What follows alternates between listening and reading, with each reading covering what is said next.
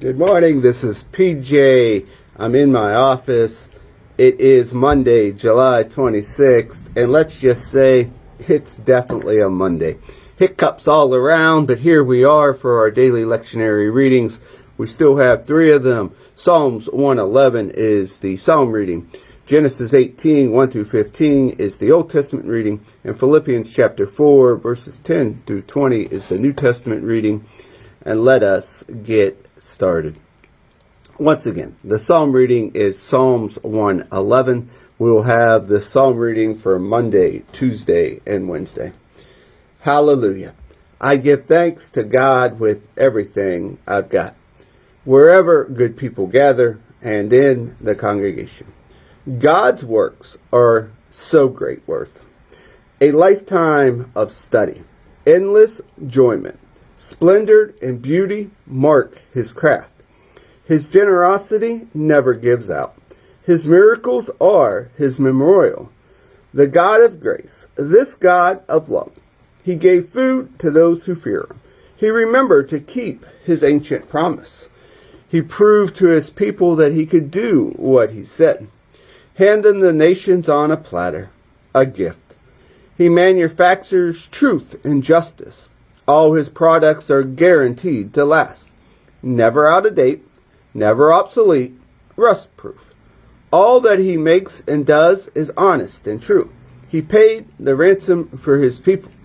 He's so personal and holy, worthy of our respect. The good life begins in the fear of God. Do that and you'll know the blessing of God. His hallelujah lasts forever. Our Old Testament reading today comes from the book of Genesis, chapter 18, verses 1 through 15. God appeared to Abraham at the oaks of Mamre while he was sitting at the entrance of his tent.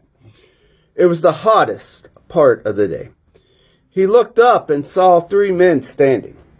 He ran from his tent to greet them and bowed before them. He said, "Master, if it pleases you, stop for a while with your servant. I'll get some water for you to wash your feet. Rest under this tree. I'll get some food to refresh you on your way, since your travels have brought you across my path." They said, "Certainly, go ahead." Abraham hurried into the tent to Sarah. He said, "Hurry. Get 3 cups of the best flour, knead it, and make bread." Then Abraham ran to the cattle pen and picked out a nice plump calf and gave it to the servant who lost no time getting it ready. There he got curds and milk, brought them with the calf that had been roasted, set the meal before the men, and stood there under the tree while they ate. The men said to them, "Where is Sarah, your wife?" He said, "In the tent."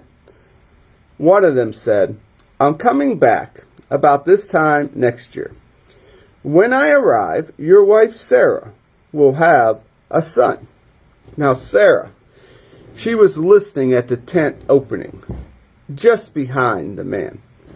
Abraham and Sarah, they were old by this time. Very old. Sarah was far past the age for having babies. Sarah laughed within herself. An old woman like me get pregnant with this old man of a husband?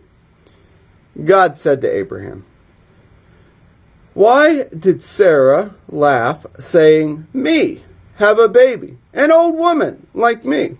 Is anything too hard for God? I'll be back about this time next year, and Sarah will have a baby." Sarah lied. She said, "I didn't laugh," because she was afraid. But he said, Yes, you did. You laughed."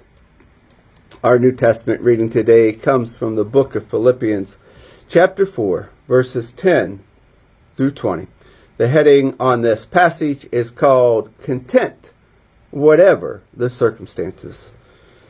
I'm glad in God, far happier than you would ever guess. Happy that you're again showing such strong concern for me. Not that you ever quit praying and thinking about me. You just had no chance to show it. Actually, I don't need a sense of anything personally. I've learned by now to be quite content, whatever my circumstance. I'm just as happy with little as with much, and as much as with little. I found that the recipe for being happy, whether full or hungry, hands full or hands empty, whatever I have, wherever I am, I can make it through anything in the one who makes me who I am. I don't mean that your help didn't mean a lot to me. It did. It was a beautiful thing that you came alongside me in trouble.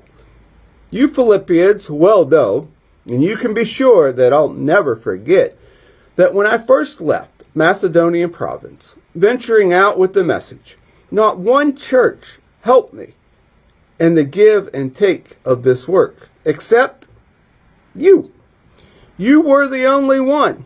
Even while in Thessalonica, you helped me out. Not only once, but twice. Not that I'm looking for handouts, but I do want you to experience the blessing that issues from generosity. And now I have it all and keep getting more. The gifts you sent me with Epaphroditus were more than enough, like a sweet-smelling sacrifice, roasting on the altar, filling the air with fragrance, pleasing God to no end. You can be sure that God will take care of everything you need. Generosity exceeding even yours in the glory that pours from Jesus. Our God and Father abounds in the glory that just pours out into eternity. Yes, and here ends our readings for the day. You have a beautiful day.